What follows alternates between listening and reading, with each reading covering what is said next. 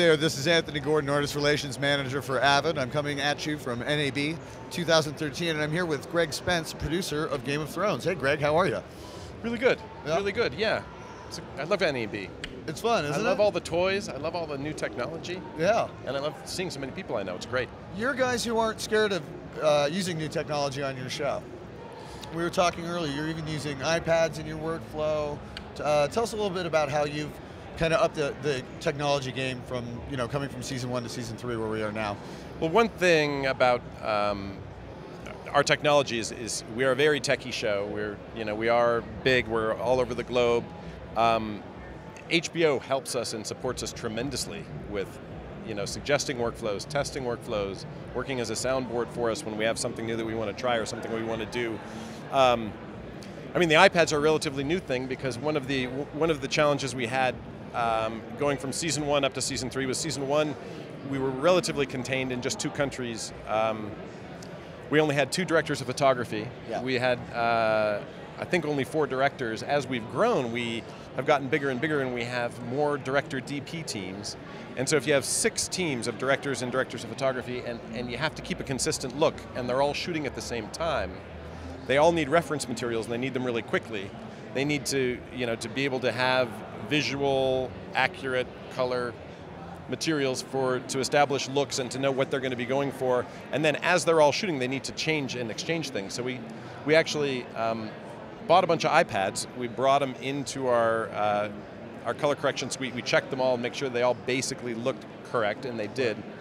And we put, obviously they're secure and they're locked, but we put Dropbox on them, and we put Pix on them and put other softwares on them, and made it so that DPs can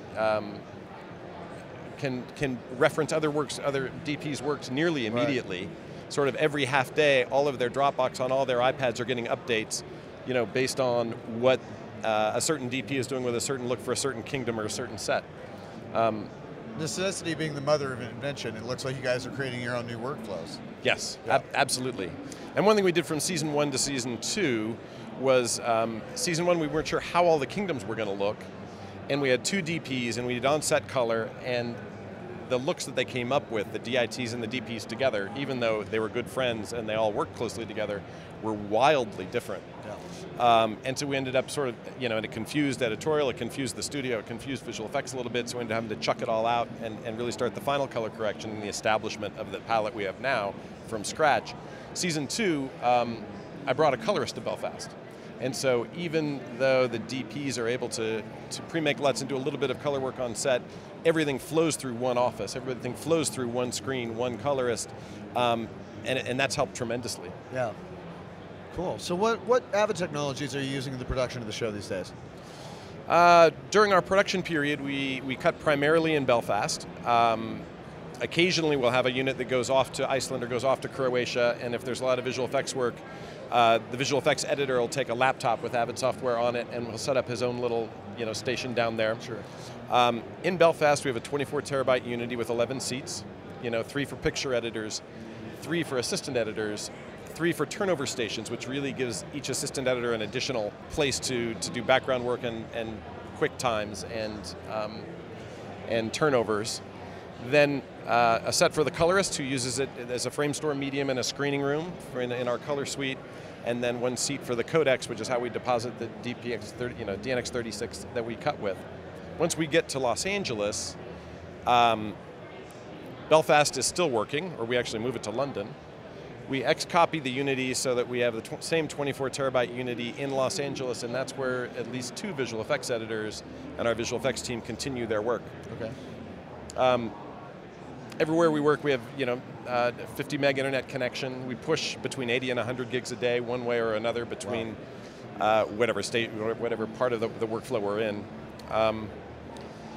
And the funny thing is the technology handshake takes a day or 2 to work out. It's the people and the time zone differences that continue to be a challenge. Yeah, It's like you need to hire good people, you need to support them, and you need to, as frequently as I can, I find reason to travel them from one camp to another, because once you've actually gone out and had a beer and eaten with somebody, working with them from 5,000 miles and 8 hours away is a lot easier. One last question for you. Who gets killed in season 3? Can you list? I told him he couldn't ask that. Yeah, okay. Sorry. The other one I wanted to ask is who would win in a fight, a Klingon or a Dothraki? Oh, a Dothraki. It depends if it's Drogo. If it's Drogo, absolutely. There you go. Some of Drogo's guys, Geeks, you heard it here first. Straight from producer, Game of Thrones, Greg Spence. Thank you so much for coming out and joining us here at NAB. Oh, I had a lot of fun. You bet. I'll see you next time. Thanks.